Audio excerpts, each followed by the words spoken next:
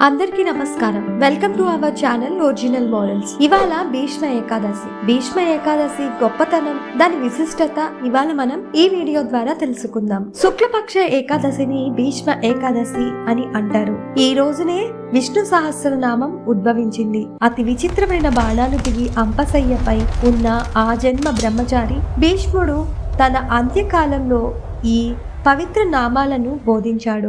ఇంద్రుడు విష్ణుమూర్తి అనుగ్రహంతోనే రాక్షసులపై విజయాన్ని సాధించాడు. మనం సంకల్పించిన స్థాయిలో విజయం లభించడానికి ఈ రోజు చాలా ముఖ్యమైనది. మనం అనుకున్న పనుల్లో విజయం సాధించడానికి ఈ రోజు చాలా ఉత్తమమైన రోజు.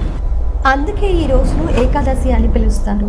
అసలు ఈ ఏకాదశికి భీష్మ ఏకాదశి అనే పేరు ఎలా వచ్చిందంటే, మహాభారత యుద్ధంలో కీలక పాత్ర పోషించిన భీష్ముడి కథలో ఇది ముడిపడి ఉంది.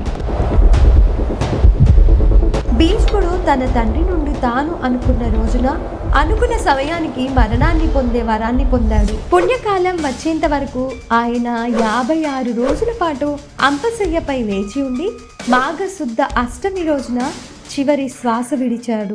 ఆనాటి నుండి ఈ రోజు వరకు ఆ రోజు భీష్మాష్టమిగా ప్రసిద్ధి చెందింది.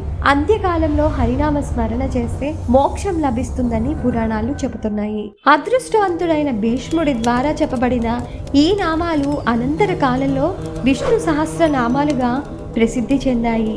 ఈ రోజు తనను పూజించిన వారికి, ఏకాదశి వ్రతాన్ని ఆచరించిన వారికి విశేషమైన పుణ్య ఫలాలు లభిస్తాయని భీష్ముడు వరమిచ్చాడు. ఆనాటి నుండి ఇప్పటి వరకు మాఘశుద్ధ ఏకాదశిని భీష్మ ఏకాదశిగా మనం జరుపుకుంటున్నాం.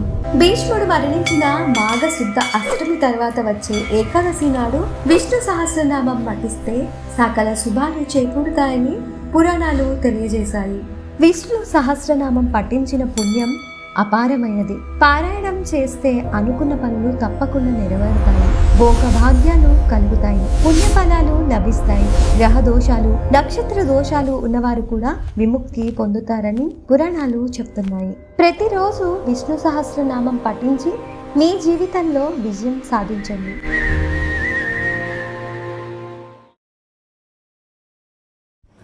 హాయ్ అందరికీ, నేను నందిని. ఈ కథని ఎడిట్ చేసింది నేనే. ప్రతి కథలోని మీనింగ్ని మీకు అర్థమయ్యేలా తెలియజేయడమే నా గోల్. ఈ కథ కూడా మీకు నచ్చుతుందని అనుకుంటున్నాను. నచ్చితే లైక్ చేయండి, అభిప్రాయాన్ని కామెంట్లలో తెలియజేయండి. Hello all, original morals channel కి అందరికీ స్వాగతం. నా పేరు వసంత. ఈ కథకి వాయిస్ ఓవర్ ఇచ్చింది నేనే.